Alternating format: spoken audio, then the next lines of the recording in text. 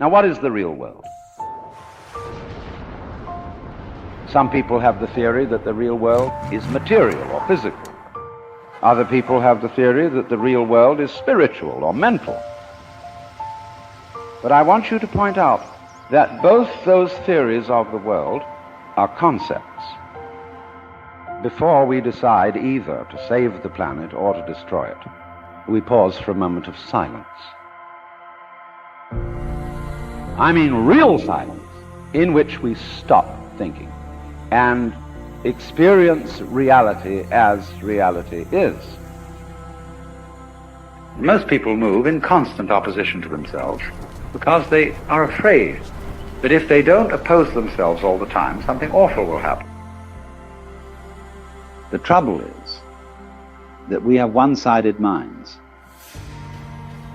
and we notice the wave of life when it is at its peak or crest. We don't notice it when it's at the trough, not in the ordinary way. It's the peaks that count. Take a buzzsaw. What seems important to us is the tips of the teeth. They seem to do the cutting, not the valleys between the teeth. But do you see, you couldn't have tips of teeth without valleys between them. Therefore the saw wouldn't cut. When I would say one of the great philosophical questions is, are we going to make it? Because this is the situation of the cosmos. Look at a star. A star is a great burst of fire. See? Well, the question is how far to go. The fire goes out and out and out and out and out, and then suddenly it begins to fade, the energy falls away, and there's darkness. Because if there isn't a point, you see, where the light gives up, or the radiance gives up, it fills everything, and therefore has no way of realizing itself. Because you can only realize light by the contrast of darkness. But if you complain about this and say, oh dear me, it's all running out, that means, you see, that you are looking for fulfillment in time, and you say, if there is not enough future, we won't get the golden goody we're looking for at the end of the line. See, there is that feeling, there is the great golden goody. But that flower, the golden goody, isn't at the end of the line. You're in it. The radiating petals, the mandala, the great circle of the flower, is the galaxy in which you live.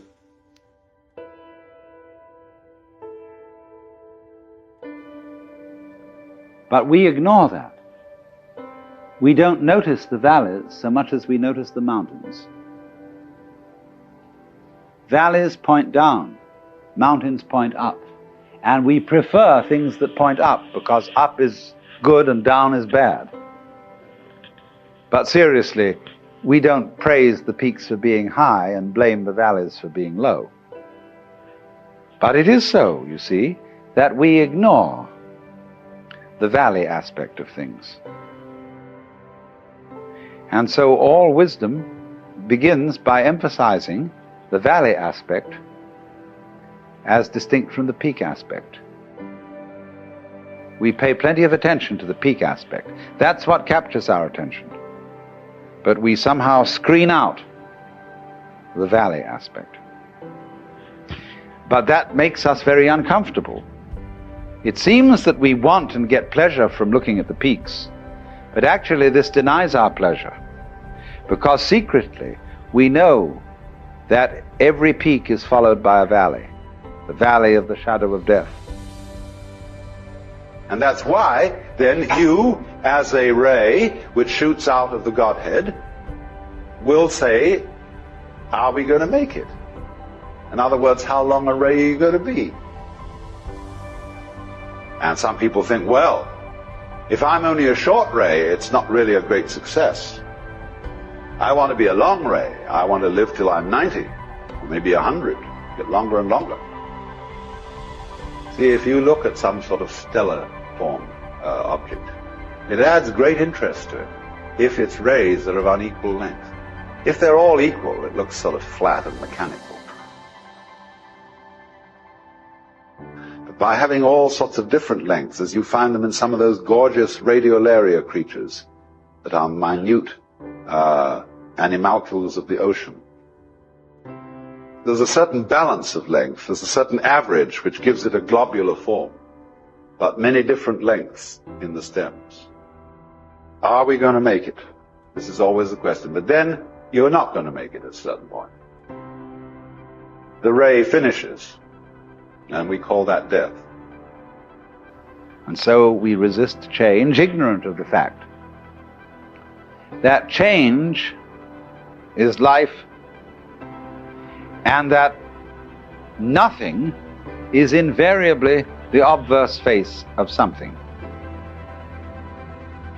So space, night, death, darkness, not being there, is an essential component of being there. You are actually not the ray so much as the source of the ray. That's where you are really, and the source doesn't vanish. And Lao Tzu says, sir, regard the universe. The stars come out invariably every night. The sun rises and sets. The birds flock and migrate without exception. All flowers and trees grow upwards without exception. You, by your talk of charity and duty to one's neighbor, you're just introducing confusion into the empire. Your attempt to eliminate self is a positive manifestation of selfishness. You are like a person beating a drum in search of a fugitive. In other words, try to live in such a way that nothing is either an advantage or a disadvantage. It is the whole universe radiating around you in which you are.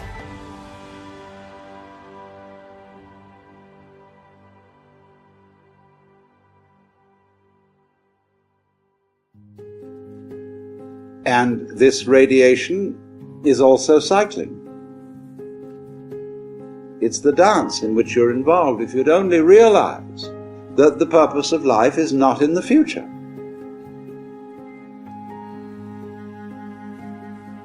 And if you think it is, you'll go on and on and on looking for it there and never find it. Because the future in its own way fades out in the same way as the past fades out. You get older and older and older, and if you don't come crash, you just peter out. It wasn't there. And you may feel vaguely cheated about the whole thing. You were given the come on, that there was something coming. There was that thing at the end of the line, the golden goodie. But you've been sitting in the middle of the golden goodie all the time.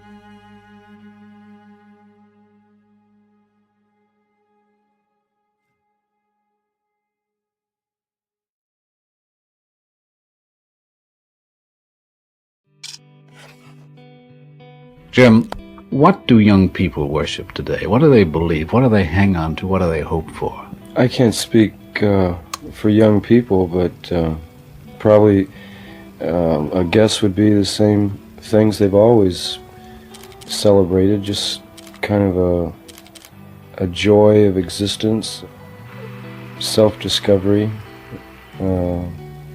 freedom, that kind of thing. Well, there's always been a generation gap in every age, but the gap now seems to be much more of a definite cleavage. The young people today seem to feel and think differently. What do you think has brought this about? So-called generation gap could be a result of larger numbers of young people. I think it happened after World War II. I think it's something like over half the population of the United States now is under 18 years of age, something like that. Politically and philosophically, the young people now seem to feel very definite ideas about the establishment, old systems of governing people, and moral attitudes. Yeah. When I was in high school and college, the kind of protest that's going on now was totally unheard of.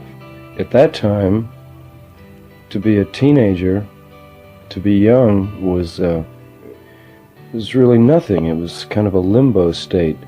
And I think it's amazing just in the last 5 years what's happened is young people have come increasingly aware of the power and the influence that they have as a group. It's really amazing. Does it surprise you that there is so much revolt on the campuses of this country against Washington and its policies? It really surprises me because, as I said before, when I was growing up and when I was in school, it was that was totally unheard of. You know, students really had no power. But if you look back in history, it seems to bear out the fact that every revolution has started with students and spread to workers, and I'm not predicting there's going to be a drastic turnover in this country, but all the indications are there. Life does seem to become more and more involved and complex. You know, we're becoming computerized and dehumanized in that process. That bugs me. I wonder how it bothers you and your generation. There does seem to be a trend toward a return to a kind of primitive outlook on life, a more tribal attitude, and I think it's a natural reaction to industrialization, but unfortunately it's kind of naive because I think the future is going to become increasingly mechanized, computerized as you call it, and I don't think there's any turning back. It's just figuring out a way to survive and thrive in that kind of society. But I don't think there's any chance of going back. Look at it this way too. The hippie lifestyle is really a middle-class phenomena, and it could not exist in any other society except ours, where there's such an incredible surfeit of goods, products, and leisure time. I think that's the reason for it, because the generations immediately preceding ours had world wars and depressions to contend with, and for the last 10 or 15 years in this country, there's time enough and there's money enough to live kind of a flagrant, outrageous lifestyle, which was impossible before. Jim, there's a line in your book of poems which reads, "The cleavage of men into actor and spectators is the central fact of our time." I think that's undeniable, but I wonder, hasn't it always been that way with society? I suppose it has, but with mass media, today, it becomes more immediately apparent. I think what I was concerned with in that book was the fact that most people feel completely void and helpless in controlling their own destinies or controlling the destiny of human life. I think it's sad. More people should be involved rather than designating all these powers to a few individuals. I think the average person, whatever that is, should be a part of it somehow. And I think everyone feels that events are just going on without their knowledge or control. I think it's one of the tragedies of our time. I suppose it has always been that way, but now it's just become so obvious, Decisions are made for you in which you have no part of at all. I just lament the fact that so many people are content with living a very quiet, well-mannered, orderly life when so many obvious injustices, I guess, are going on, and they seem to ignore it somehow, or not care at all. Just let it happen without ever becoming involved. I think that's sad. Jim, relevant to your theory that people should get more involved in life and thus enjoy it more, you have written a line of poetry which reads, "The spectator is a dying animal." Now, isn't that a bit of a contradiction to what you've said previously? No, it's concerned with that same split between the actor and the audience. To me, there's something incredibly sad about a bunch of human beings sitting down, watching something take place. And just, when you think about it, I love movies as much as anyone else, but the spectacle of millions and millions of people sitting in movie theaters and in front of television sets every night, watching a second or third hand reproduction of reality going on when the real world is right there in their living room, or right outside in the street or down the block somewhere. I think it's a tool to somnambulize or hypnotize people into a kind of waking sleep. But I think the major influence in the next decade or so is going to be the people who are able to assemble masses, huge masses of people into one spot, as we've witnessed in pop festivals in the last 2 or 3 years. I think will be the major influences on mass culture in the next decade. I think the rock music enthusiasts have created probably some of the most exciting music and theatrical events on the planet. I think they're fantastic. Well, part of generation gap is the difference in what people like in terms of music. Now, this is something that distresses me a little bit. It seems that the young people like all the same kind of thing. Now, I want more out of the young people than just that. Yeah, well, they're being programmed by their radios. They only play, the major radio stations, rock stations, only play 30 songs over and over and over, 24 hours a day. And it's been proven what you hear the most is what you like the most. So there's really no choice involved. Someone is programming it. So we are the victims of media. Uh-huh. What everyone should say is the medium is the message, and the message is me. I mean, that's the answer, is for everyone to, you're asking for an answer. The answer is for everyone to stand up and say, I'm me, and be fully aware of that fact and let everyone else know it. Yeah. That you are yourself, and express it. Sir Paul McCartney is considered one of the most influential artists of the 20th century. He's famously regarded as one of the Beatles' primary songwriters.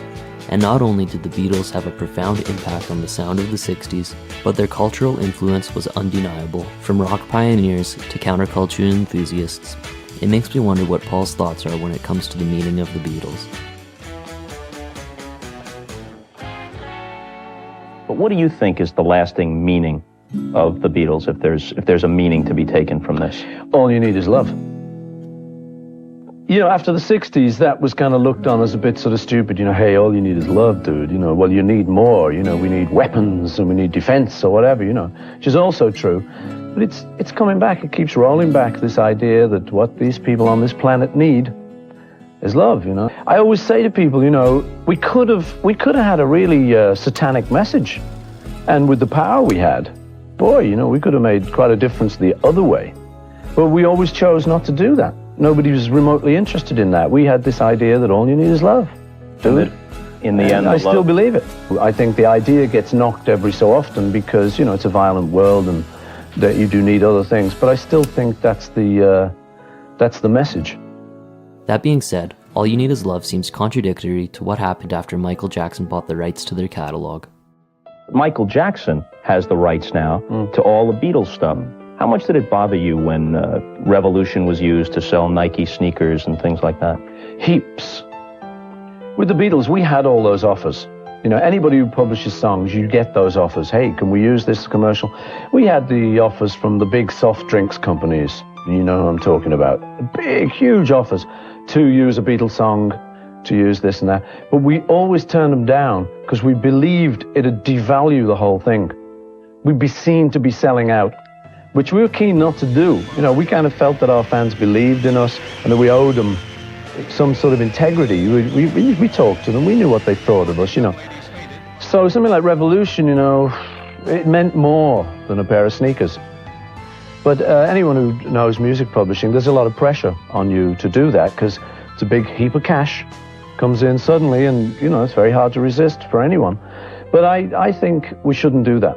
I think it's more sensible to leave the kind of legend intact, and I think they'll do great, the songs. I think they'll continue to do great, and I think to commercialize them like that, I think it spoils them.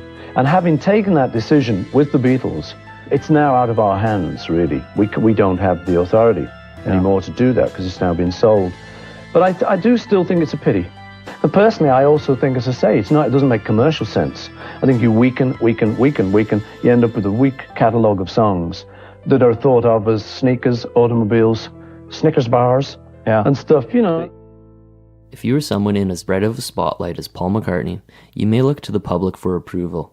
Just like Paul's unique view on the commercialization of his songs, though, his thoughts on public approval are actually quite the opposite to what you may expect. The only approval I really look for is my own, because it's the only way to do it.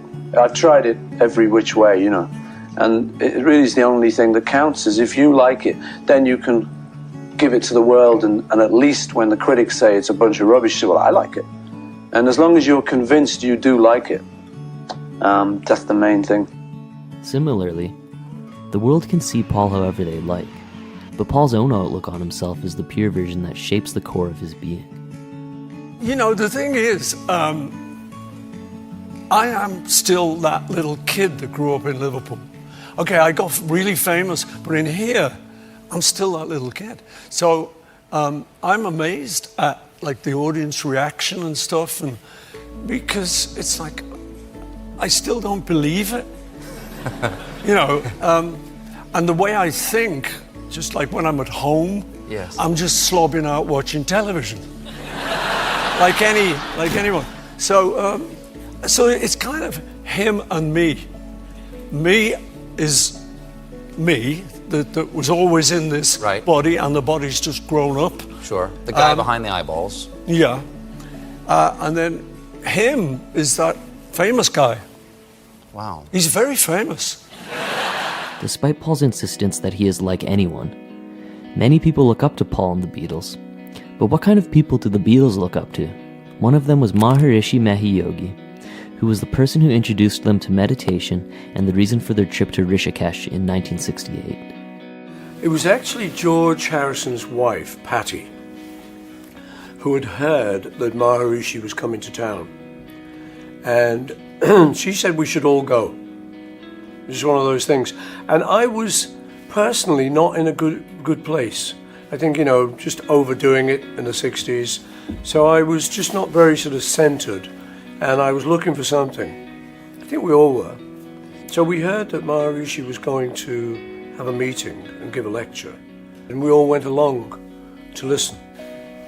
It was very interesting. It was very calming, and it seemed like something that was worth trying. He put it very well. He made it seem simple. He made it seem very attractive. And so I think we were all just sold. So what happened then, we went to Bangor in Wales, and we attended a little seminar there.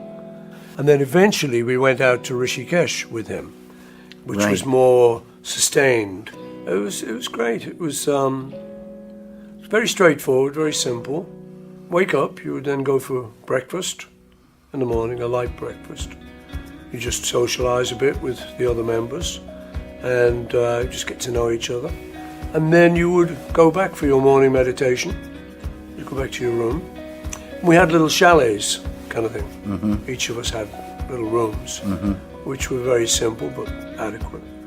And you would just sit and you would meditate. Then there was lunch, and you'd socialize and chat and stuff.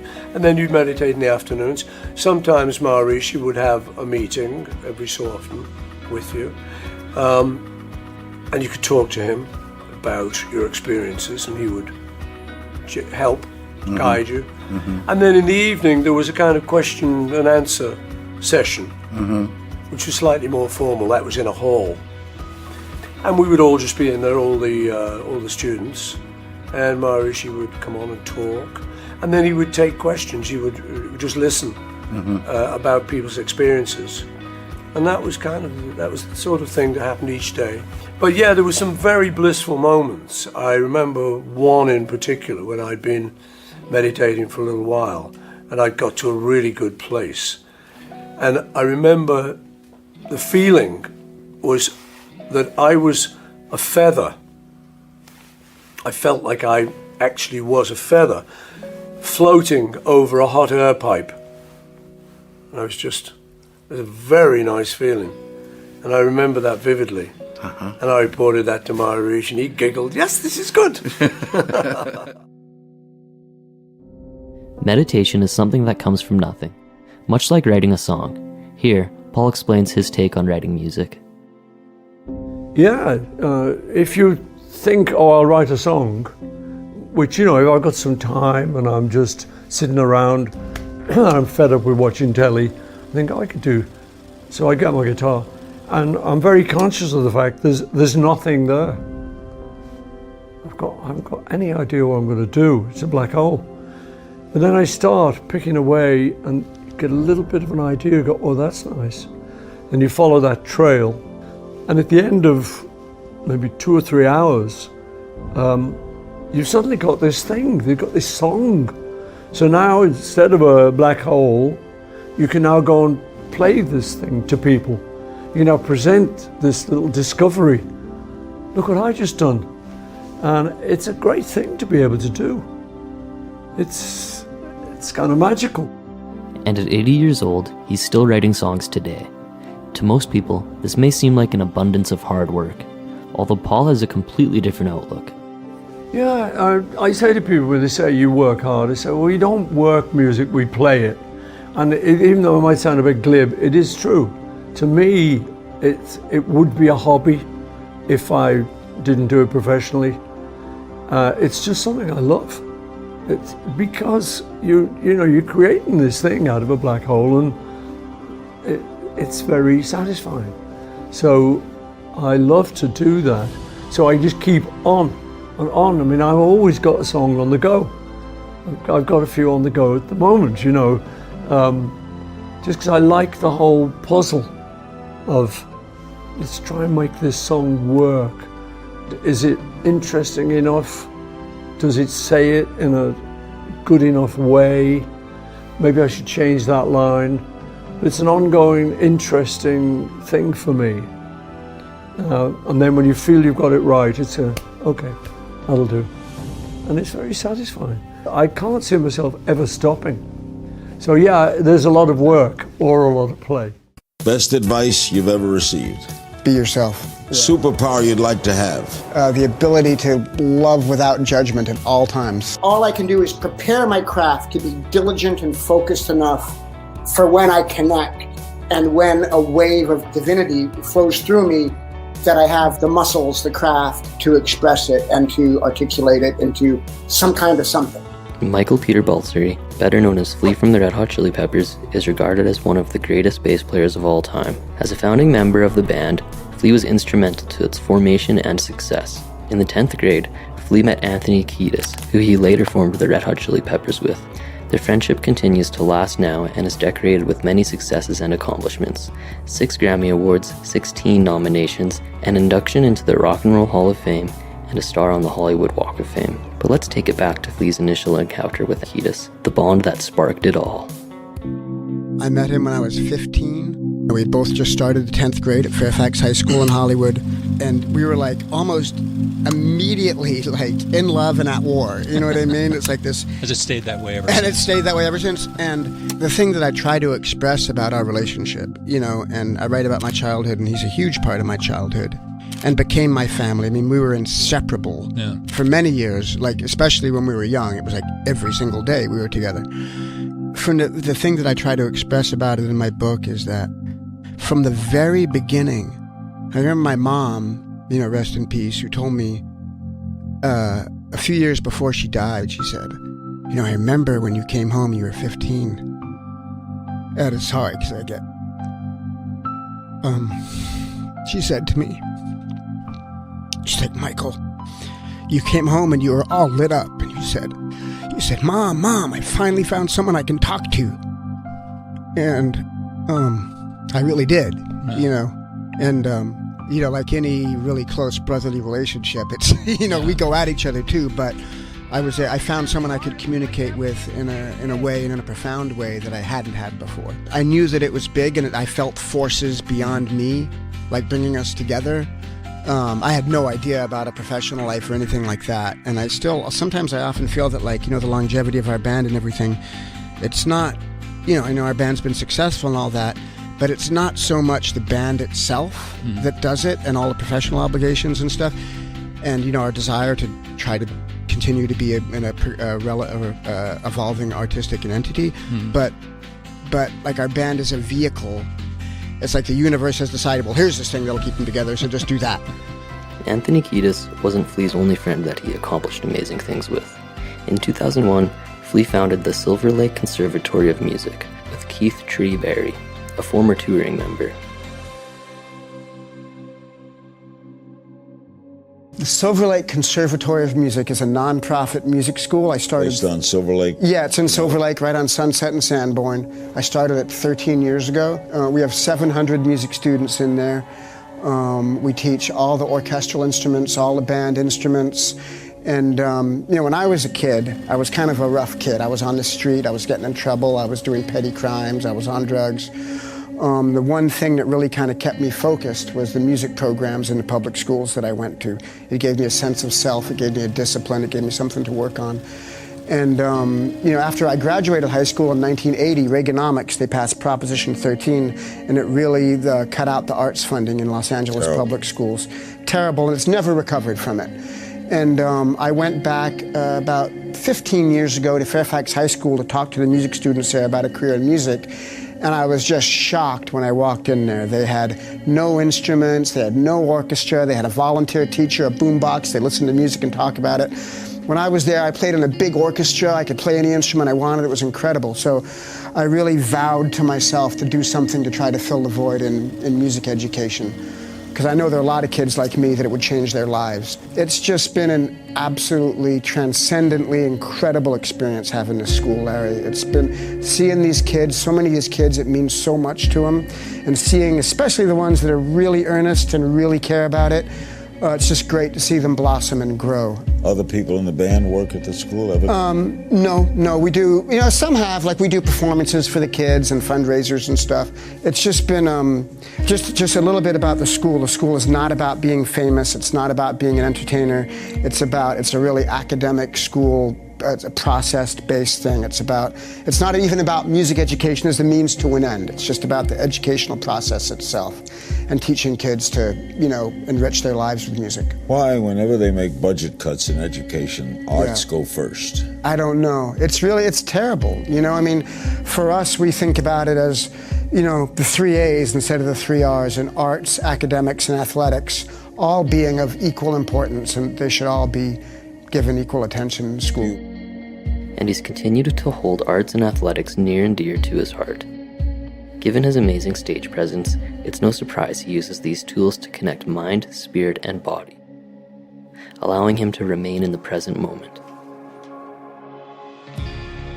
When I'm in a healthy creative space, when I'm truly able to get gone in my creativity, whether the work that I'm doing is of a high quality or not, I become present.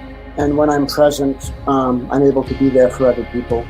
I mean, music and all forms of art as well. And for me, athletics as well, like motion, anything that makes you completely present in the fucking moment and alive with all of, mind, spirit, and body. Everything there is, for me, it's always been a search for that. Like, that's why, even when I had no idea what it was, even doing drugs, that was the bliss that I was searching for, was to be present. And it wasn't until I got older and stopped doing drugs and, went through traumas that made me confront my childhood trauma that let me know that that's what I was searching for.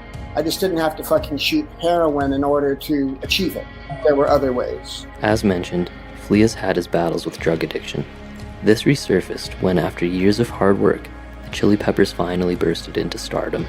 The stark change of lifestyle took an intense toll on Flea's mental health. It took a well-respected friend's words of wisdom to get him through the hardest times of his life. I was about 30 years old in 1991, 92, 29 years old, just turning 30. And I became incredibly ill. And also, like, my band had just become this, we had gone from years of, sleeping on people's floors, touring in vans, doing all that. And all of a sudden, everything we wanted came. All the money, all the validation, all the "you're so great." And I became so sick, and it wouldn't go away. And for 2 years, I lost it. My immune system fell apart. Everything that I thought made me great. Like, I could rock out all night, I could take drugs, play basketball all day, be the funniest guy, be the drunk guy, be the high guy, be the this guy, and I had nothing. And everything that I thought was me was gone, and it was completely traumatic. And it was like the universe forcing me to sit still and to deal with myself. Everything fell apart. I stopped. I canceled everything. I went home. And I was like in tears all the time. I was depressed. I was miserable. And I was like that for about over a year. I started like going to doctors and trying this and meditating and, you know what I mean? Like, help, Mr. Wizard, and I knew I can't do drugs anymore. I can't. I stopped everything. But it wasn't until, and there's someone, like a woman I really respected, told me, she was like, "How you doing?" I said, "I'm just fucking miserable. I'm so sad every day." And she said, "Well, Flea, until you get on your knees and be grateful for exactly where you are, it's not going to change." And that's what I did. Devastatingly humbling, But it literally, it's like at that moment, everything shifted in my life. It was a watershed moment. Since then, he's exploded back into the music scene, creating numerous musical masterpieces. From Give It Away to Under the Bridge, there's something we can all enjoy. Flea is so talented and well-practiced that his playing often seems effortless. Even so, he speaks of creative frustrations that he still struggles with in the present day. In every creative endeavor I do, in a state of fear, in a state of not being good enough, in a state of yearning and reaching for trying to fulfill the feeling of what I want, of what I want to connect with. I have my moments. I have my moments when I'm gone, like when I'm playing live and I'm absolutely gone. And I know that where was that hour? Well, I was just a channel, You hear like great actors talk about acting. They're always looking to get lost, to get in the moment, to be gone, to let their true self out, even when they're being someone else. I have moments of, like, I get anxiety a lot when recording because I'm always I'm yearning so much to get in this, like, lost and beyond thought and gone and just feeling like I'm just, light is coming through me, And when I can't get there, and I know I'm sitting here thinking about, well, maybe my wife would dance if I played this, so this has got to be good because her and all her girlfriends would dance. But even then, I'm mad at myself because I'm thinking. Yeah. And like, even if it was a moment of levity and I actually kind of got into a good rhythm for a minute, I'm like, fuck, I'm thinking. And then I start having a panic attack because I'm not supposed to be thinking, I'm supposed to be gone. So I have that struggle. But Rick gave me an analogy once, Rick Rubin, about similar to ditch digging. He's like, it's like, Flea, you're going fishing. You can't get the magic groove every time. You cast your thing, you're diligent, you stay there, you're always fishing. And sometimes you catch, the magic behemoth, Beowulf rears his head from the depth and everything happens, and sometimes you sit there and get a sunburn, and that was kind of a similar analogy for me. And I think it's safe to say, when he is able to clear his mind of thought, there truly is something magical expressed. But what does Flea want his audience to take away from this expression? All I want the work to be a vehicle for connection, to bring people together, to create love and create empathy. And for people to just trip out and get lost and have joy and to identify it. Well, let me simplify this. I want any art I make to serve the purpose of making people feel less alone.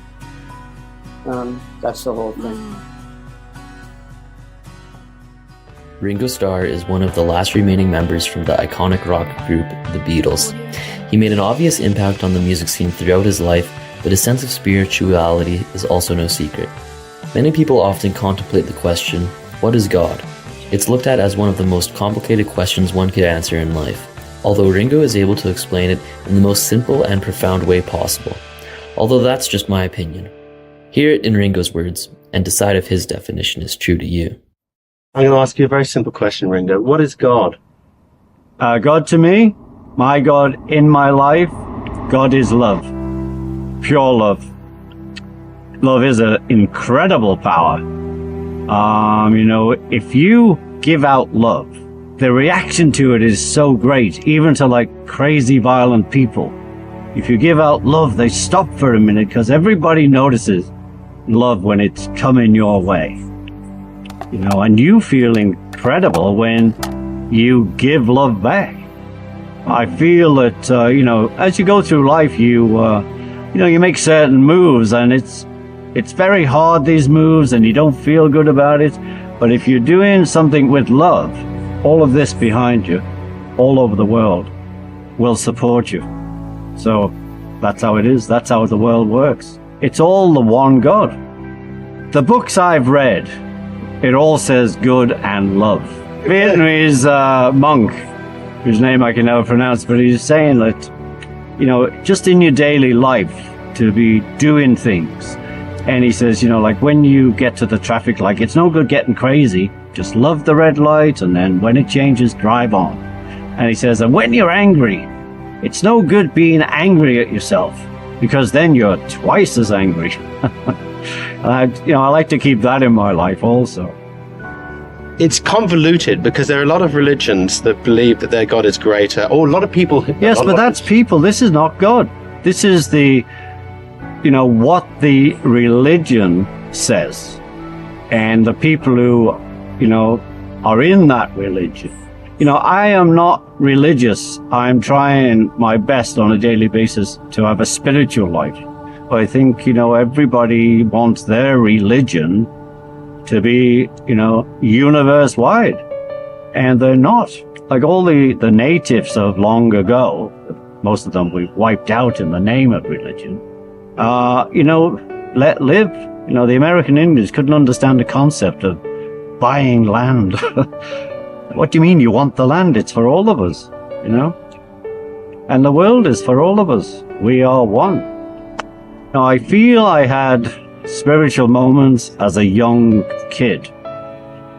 And, I feel I had spiritual moments as a teenager, just seconds. There's things I remember of this emotion. And, as you know, we went to India and Maharishi, and we tried that, and we looked at that. And since then, we're just like looking and searching and hoping and crying and laughing. I heard one guy say, Carl Jung, he was so great. He was asked, do you still believe in God? And he said, no. He says, I know. I don't need to believe. I know. He's the only one I ever knew who said, I know. How great is that? People are frightened of the word God. They don't, oh, God. You can't just say God. Well, you can. Someone asked me once, well, what is your concept? And I went to go off into these 60s madness of energy and things like that. And I thought, oh, my God. I thought, no, God is love. Keep it simple. What do you think happens when you die? Personally, I believe I go somewhere. So you believe that your spirit is separate from your body? I do. Do you believe and that the spirit does not cause the madness, and it's not the power-hungry situation that a lot of humans go into.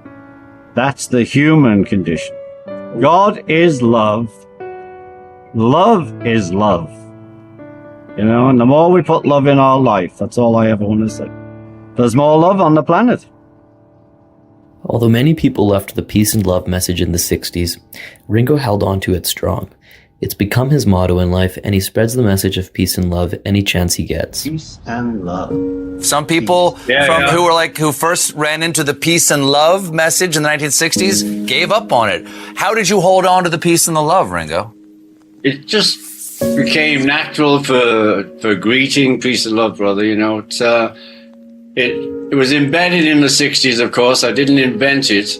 And I love the 60s. I mean, what a change went on in everybody's life, thanks to Timothy Leary, of course. But I don't know. It just then I was on tour. I hadn't been out live for years. And it just became like, hey, peace and love, everybody. And it just sort of went from there. Then we have my birthday special, 7th of July, and we have a peace and love moment at noon. And so I just use it any way I can because I truly believe in peace and love. In 1968, the Beatles traveled to India to take part in a transcendental meditation course with Maharishi Mahesh Yogi. A quote from Ringo that sticks out to me is, "At the end of the day, I can end up just totally wacky because I've made mountains out of molehills. With meditation, I can keep them as molehills." Over 40 years ago, we ended up in Rishikesh, and that's where we met. Well, it wasn't where we met, it's where we hung out with Maharishi. We'd met him a few months before in Wales. And since then, sometimes a lot and sometimes a little, I have meditated.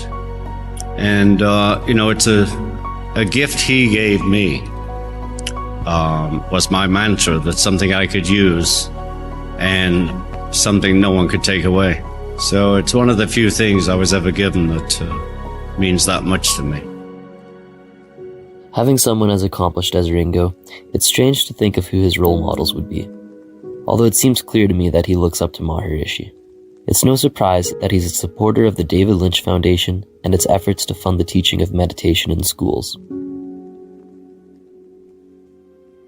When I first met him, I was in a room because it was in a university, so we're like in dorm, in a dormitory, we're all living. And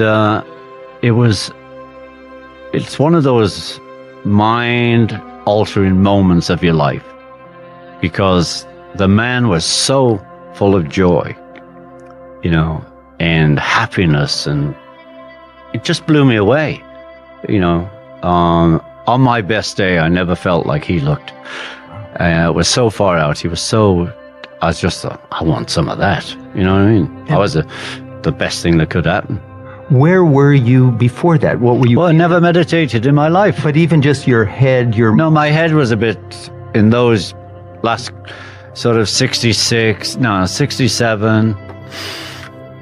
Mainly 67 was a bit confused. A lot of things were going on. And anyway, he was one of the people who helped me out of that. Just, not that he said, here, I'm helping you out. He was helping everybody, but he seriously helped me. Well, the sense of David in his work is brilliant. I mean, he's doing a lot more than I am, and you, and, the foundation. I mean, that's what it's working for. The big one for me, of course, is the bringing meditation into schools. And, and he was telling me that, they know from the heads of schools that the violence has gone down. How far out is that? Particularly when kids are taking guns into school. I know. Well, it's in hard schools it mainly goes in. That is incredible. You have to support him for that.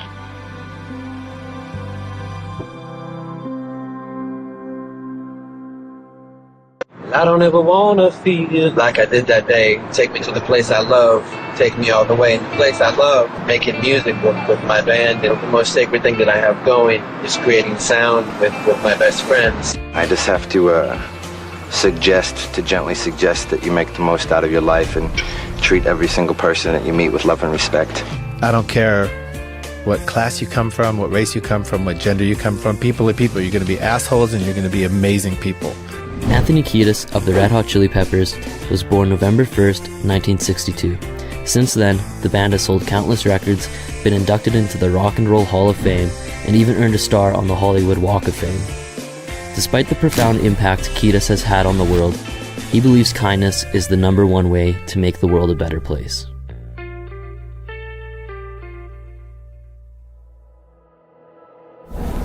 What's one thing that you believe would make the world a better place? Just one thing.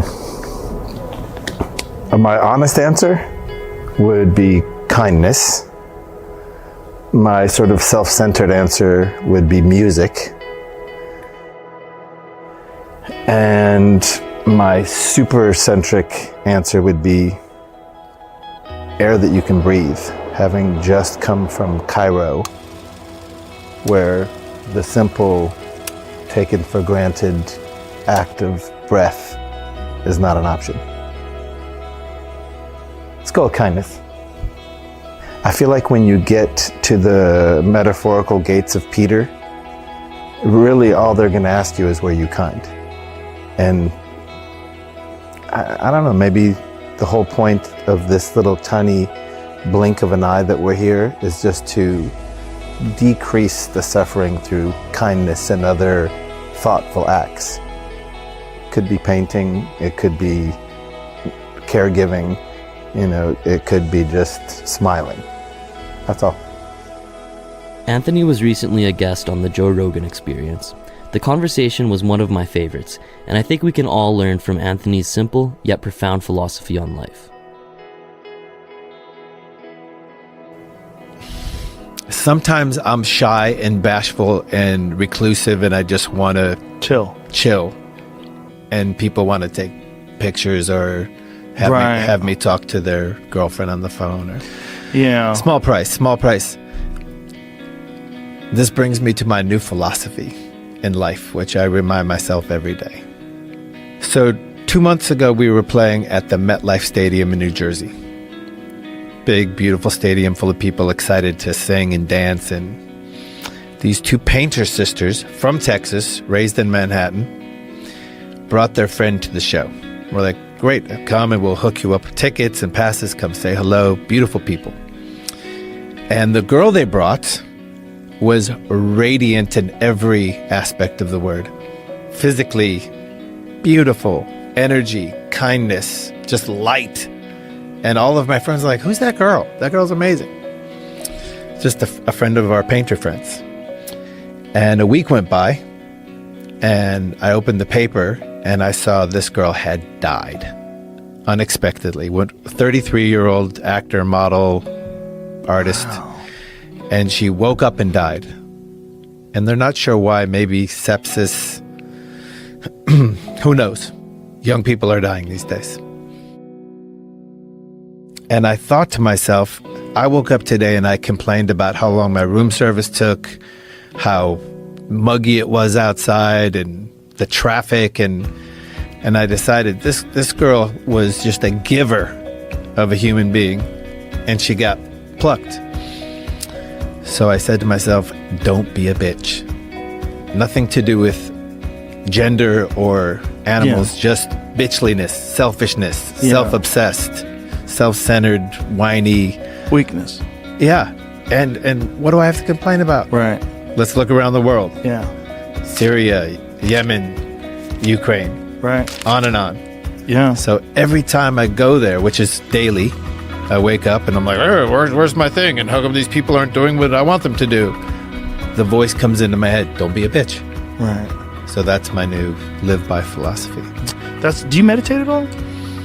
I do meditate at all. Not enough, but I do, and I love it, and it's my go-to. Yeah. And I believe in it. Rick Rubin actually shared the the art of meditation with me when I was a kid, younger, early 90s.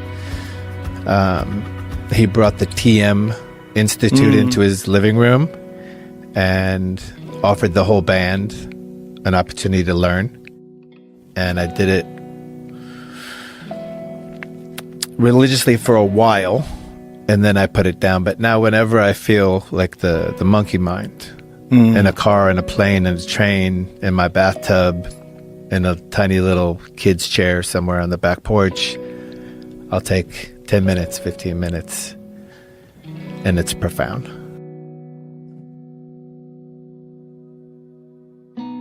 We went to a Native American reservation last Wednesday, to play a show. And about 9 months ago, we were putting out all this music, and Flea had been to a powwow. And he's like, the dancing blew me away. They're so dedicated. They're so beautiful, so artful. It's like, we got to get to a reservation and play music. I was like, great idea. Let's do it. So it finally came to pass last Wednesday, and somehow we chose the Hoopa tribe in Northern California, in Hoopa Valley, California.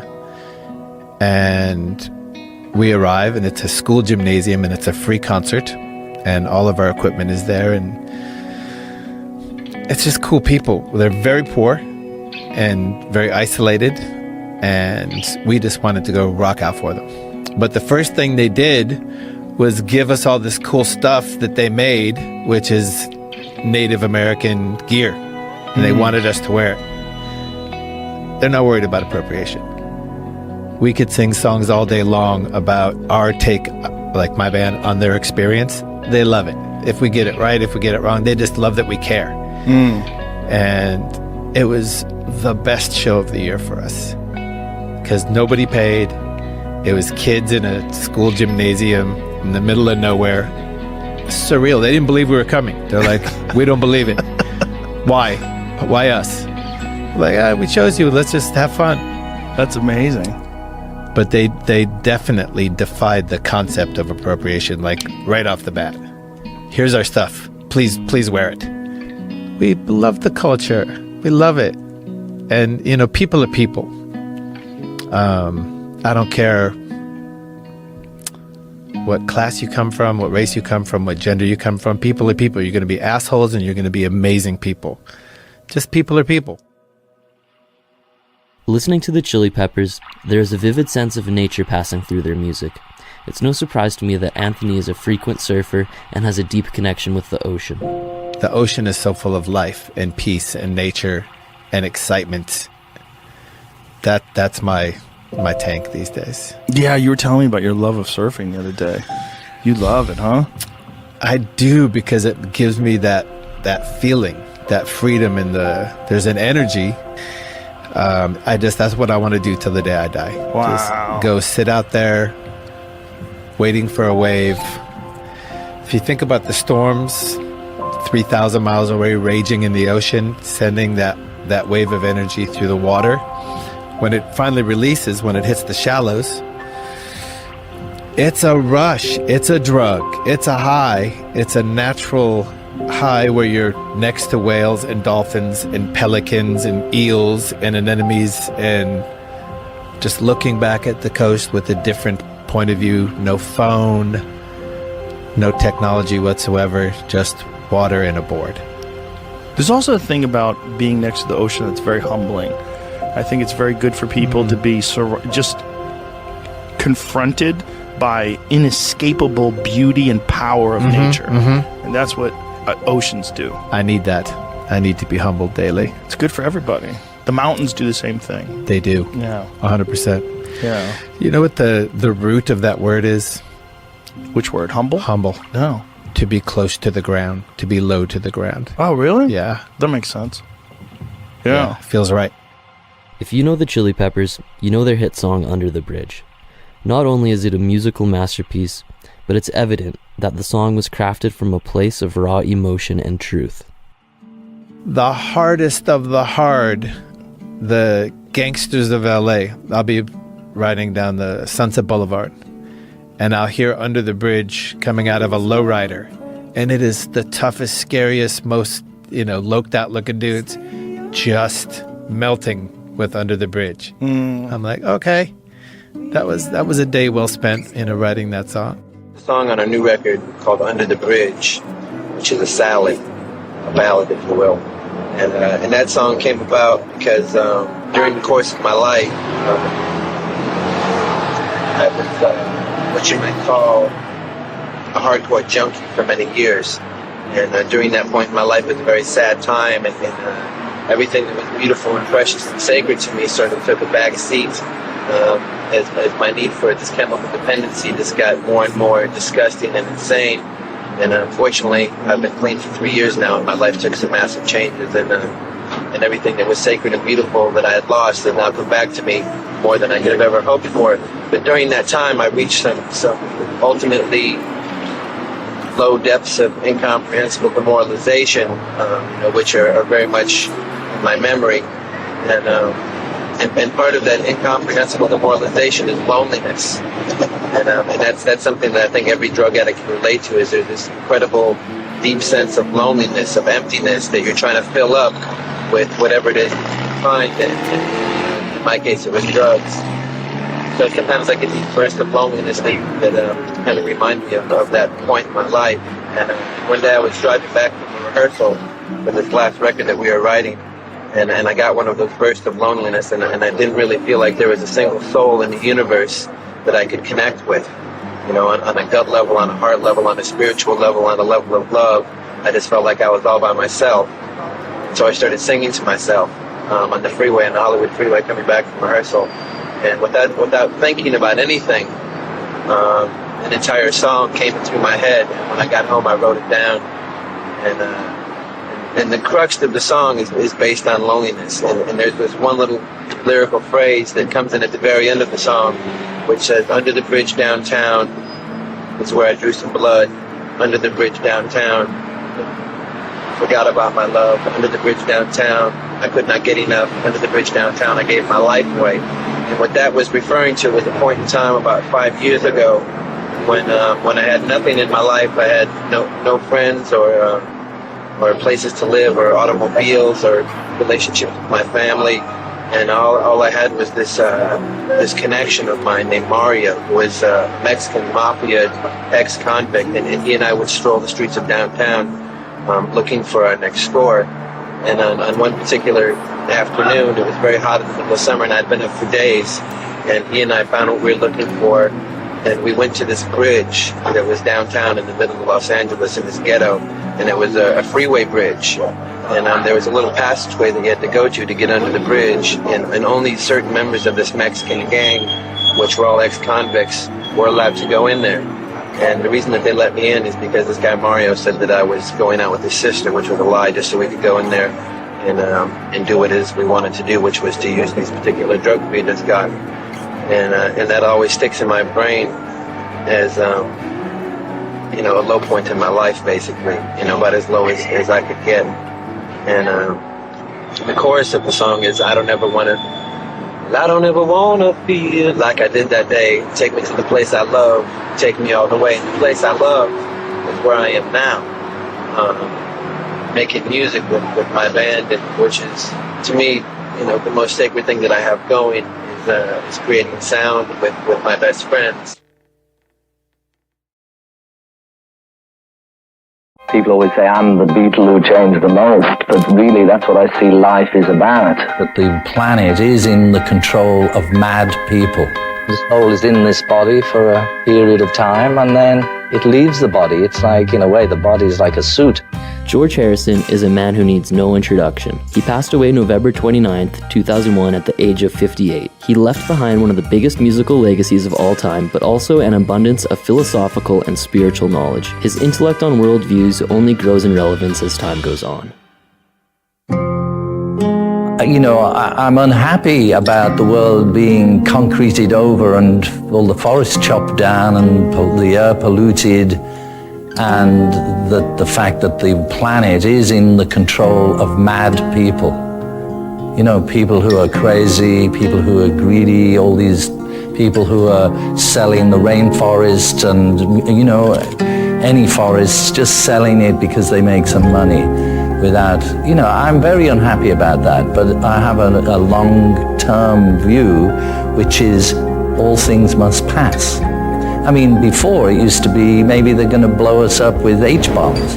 But even that, I thought, it don't really matter. They can't destroy what's within ourselves. Krishna said, there's no time when we didn't exist, and there'll be no time when we cease to exist. The only thing that changes is the body. So even if they blew us up with H-bombs, our soul will stay in our other astral body, and the only thing that won't be here is physical. So, I'm sad about it, the world, but I look at it from within and without. In 1968, George traveled to northern India alongside the Beatles, where they took part in transcendental meditation training with Maharishi Mahesh Yogi. This is a technique George kept with him for many years to come. Although George learned more than just meditation in India, this trip also helped craft his views on religion and spirituality. I happened to get into meditation through music, really, Indian music. And I went to India to learn a bit of Indian music, and inside I always had a desire to know about yogis. And I can't explain that one. It's just something that's been in me from some time in the past. And I wanted to know about that. So I had the opportunity to find out about it in India. And consequently, that led into meditation, because really the only reason to be living is to have complete, full knowledge, full bliss consciousness. Everything else is just mundane and secondary. I wanted to know some method of enlarging my own consciousness, and that's meditation. It's been there millions of years, and knock and the door will be opened. The thing that really got me interested was, after being brought up as a Catholic until I was about 13, I couldn't take it any longer because it was just full of hypocrisy. The teachings of an Indian called Vivekananda, which really impressed me, he said, if there's a God, we must see him. If there's a soul, we must perceive it. Otherwise, it's better not to believe. It's better to be an outspoken atheist than a hypocrite. And this, for me, going to India and hearing somebody saying, no, you can't believe anything until you have direct perception of it. And I thought, wow, fantastic, at last, find somebody who makes some sense. And so I wanted to go deeper and deeper into that. The whole basis of religion is to have the experience, have that perception. So there's these methods for God perception, self-realization, which is yoga and meditation, and the process you have to get from a spiritual master, somebody who's an authority on this sort of thing. And the technique we did with Maharishi Mahesh Yogi was a form of silent meditation, which, you can transcend. The purpose is to transcend from this relative state of consciousness to an absolute state of consciousness. People think this is me, and this isn't me, it's just a bag of bones. Basically, everybody is spirit, which is really what Christ was here to tell everybody about. The kingdom of heaven that lies within, which is the state of being, pure consciousness. So, through many years of pollution of consciousness through material energy and this association, then we've all ended up in a fallen state. But really, everybody is basically potentially divine. So yoga, all these methods are really ancient methods just to further pollution of your system and consciousness, and to cleanse the system. The whole thing, the purity that they talk about in religion, is really a mental, physical and spiritual purity, which is obtained through discipline and through practice.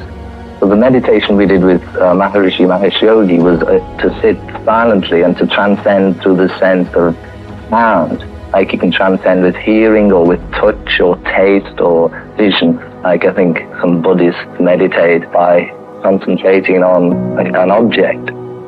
like either a garden, Japanese gardens, on candles looking into the flame, and they transcend that way. But this method was to transcend through sound. So you're given a mantra.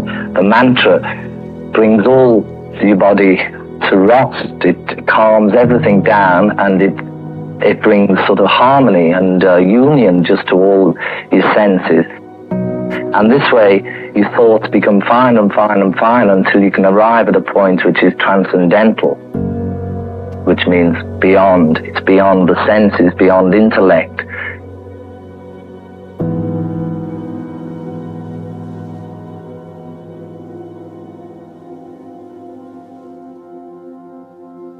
People always say, I'm the Beatle who changed the most, but really that's what I see life is about. Unless you're God conscious, then you have to change because it's a waste of time. Everybody is so limited and so really useless when you think about the limitations on yourself. And the whole thing is to change, try and make everything better and better. And that's what the physical world is about, is change. Change that happens through meditation. I mean, it's a gradual sort of thing. But the more you realize with anything, with just growing older, the more you realize it helps you in some way. With meditation, you're able to understand that there is this unity lying beneath everything. There's something there within every atom that holds it all together, and that in actual fact it really is one. But on an intellectual level, to say it is we are one, then, I mean, again, you miss the point. It's an experience. You have to really have that perception. Maharishi said, for a forest to be green, each tree must be green. So if you stand back and criticize the rest of the people, it's again, Christ said, put your own house in order. Automatically, if I'm to criticize somebody else, I suddenly come back to myself and realize until I'm straight, then I'm in no position to be able to criticize others. Any time of the day, any situation you're in, you can get control of yourself just by sitting quietly and by turning off from the external problems you have.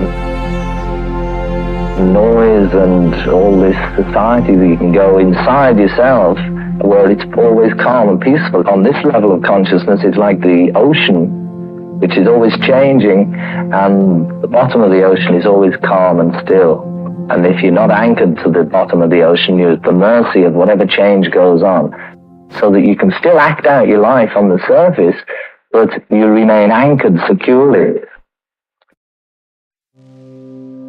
When asked about astral projection, he relates back to experiences he had during meditation.